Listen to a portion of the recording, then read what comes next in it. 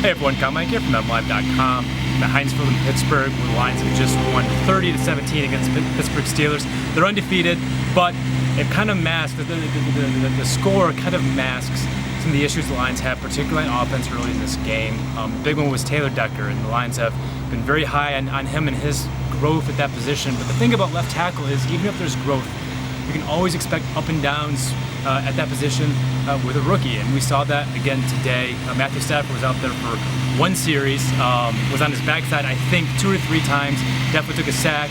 I saw 4 unmarked pass rushers getting after him, which of course is not all Taylor Decker's fault, but 2 of the biggest plays were his fault.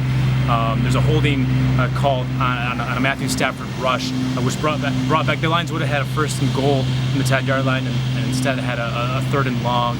And on that subsequent play, Taylor Decker he whiffs on his block, and Matthew Stafford ends up on his backside. It's a fumble, lost some points there.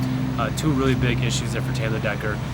Lions are still positive on him, but you can see early this process. It's not going to be an easy process, and the Lions have to be patient with Taylor Decker, and they hope he just treads water at some point, because at this point he's clearly not ready for the season opener. He has a long way to go before he is. But elsewhere, there were some things to like. I thought some young guys really helped their cases to make the team, particularly Andre Roberts. I guess he's not a young guy, he's a veteran, but with his big punt return, led the team in receiving with 3 catches and 58 yards. Definitely helped his chances of making the roster. Zach Zenner, another guy, a fan favorite last year, who had his season ended in October because of injury. Comes out here for the first time since October, since the collapsed lung and since the fractured ribs. Led the Lions in rushing, 7 attempts, 24 yards.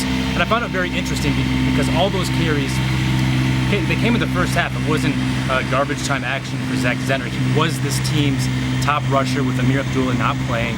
And I think he's very much in that discussion with Riddick and with Stephen Ridley for the number 2 rusher role. I caught up with Zenner after the game, and he was very encouraged by how he played, but you could see he was visibly hurt. He was moving very slowly. It took him a couple of minutes to even start the interview because he had to put his shirt on and tie his shoes, and all this took time because he's sore. He said it's just regular game soreness, but I think it speaks to the process you'll have with Zach Zenner and trying to get him back healthy and back out there after missing so much time. But a lot of things to be encouraged about with him, and I think he's rising in terms of where he is in the team's depth chart.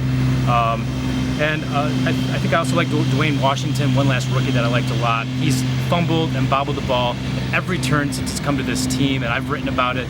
It's one of the reasons why I've not been high on his chances of making the roster, but kudos to him for coming out here on a big night, getting a kick return and taking it back 97 yards for a touchdown.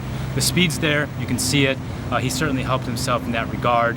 Practice squad candidate. I just don't see him factoring into that rotation right now, into the top 4 running backs that they're going to make the team. That's what I got for today. Keep it here at MLive. We'll have all kinds of stuff coming out from this game. Thank you for watching.